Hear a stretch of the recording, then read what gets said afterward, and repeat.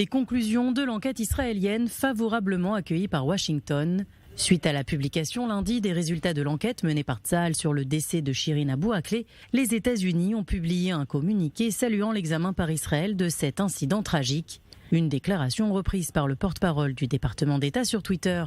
Aujourd'hui, les forces de défense israéliennes ont déclaré qu'il y avait une forte possibilité que Shirin Abu Akleh ait été accidentellement tuée par des tirs de Tsahal. Nous soulignons l'importance de la responsabilité dans cette affaire, comme les politiques et les procédures pour empêcher que des incidents similaires ne se reproduisent à l'avenir. Peu après, la famille de la journaliste américano-palestinienne s'est déclarée indignée par la réaction américaine.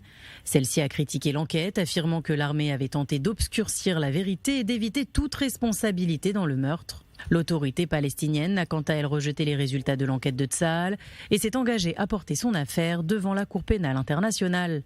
L'AP a déclaré que son enquête avait prouvé que Shirin Abu Akleh avait été intentionnellement prise pour cible et tuée par Tsahal lors du raid à Jenin et a accusé Washington de ne pas demander de compte à Israël pour le meurtre de la journaliste.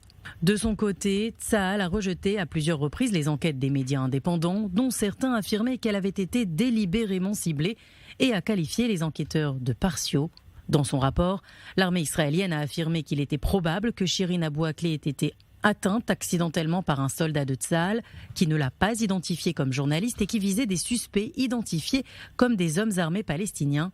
Tsahal a ajouté qu'elle ne pouvait toutefois pas confirmer sa culpabilité en raison de l'impossibilité de déterminer avec certitude qui a tiré la balle mortelle.